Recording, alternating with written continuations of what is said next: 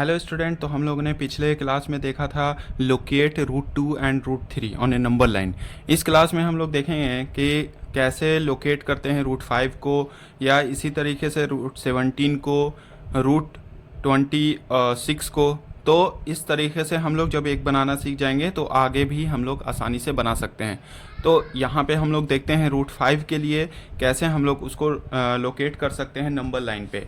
तो यहाँ पे क्या करना होगा कि आपको रूट 5 यानी कि परफेक्ट स्क्वायर के आसपास देखना होगा। तो हम लोग यहाँ पे देख सकते हैं कि परफेक्ट स्क्वायर का मतलब क्या हो गया कि रूट 4 के लिए 2 हो गया, उसी तरीके से रूट 9, रूट 16। तो यहाँ पे हम लोग टेबल में देख सकते हैं। तो रूट 5 के लिए इसको हम लोग क्या लिख सकते हैं, रूट 5। तो इसके जो परफेक्ट स्क्वायर यानी कि इसको परफेक्ट स्क्वायर 4 के आसपास है, तो इसको हम लोग ऐसे भी लिख सकते हैं 4 + 1। अगेन इसको हम लोग इस तरीके से 2 का स्क्वायर + 1। तो अब यहाँ पे ये जो 2 का स्क्वायर यानी कि 4, तो ये जो नंबर है इसको हम लोग यहाँ पे शो करेंगे 2 यूनिट्स को, और 1 को हम लोग फिर परपेंडिकुलर लाइन लेकर के और उसको शो करेंगे। तो यहाँ से हम लोग मान लेते हैं कि ये 0 से यहाँ पे 1 यूनिट, 2 यूनिट, तो यहाँ पे 2 यूनिट हम लोग ले लेते हैं। तो इसको पॉइंट दे देते हैं ए और इसको पॉइंट दे देते हैं बी।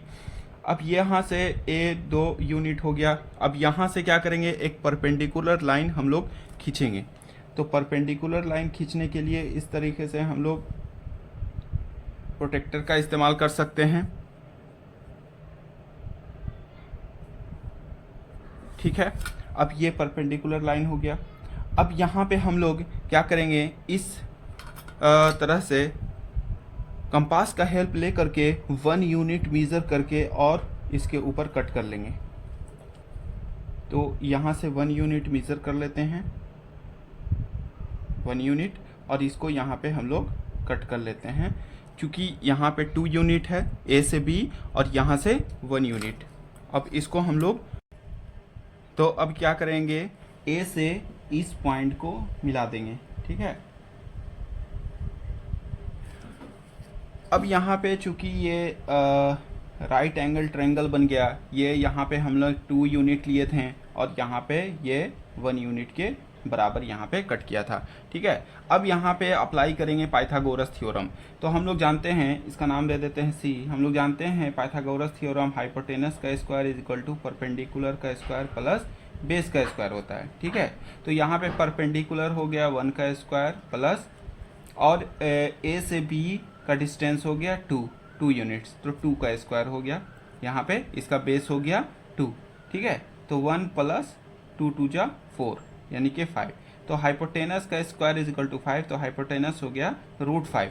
अब यहाँ पे जो ए सी है वो रूट 5 के बराबर हो गया।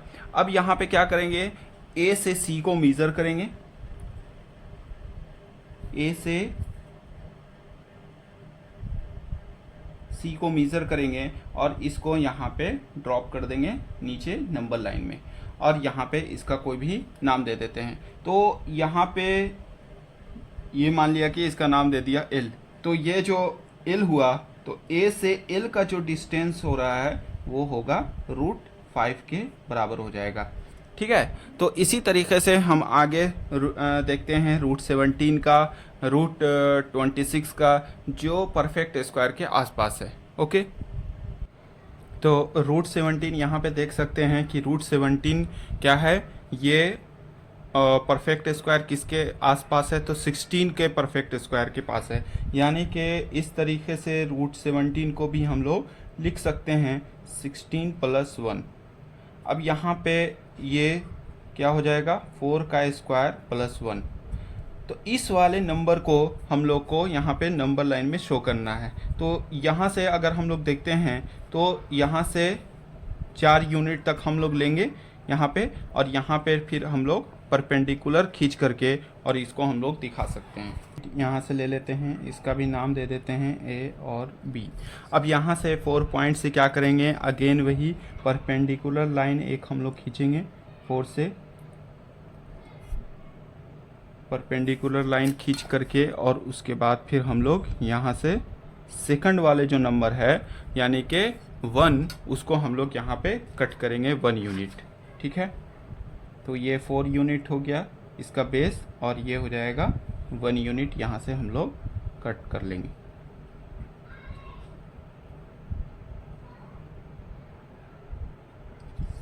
ठीक है, तो अब यहाँ से क्या करना होगा, अगेन यहाँ से ए से हम लोग इस पॉइंट को मिला देते हैं,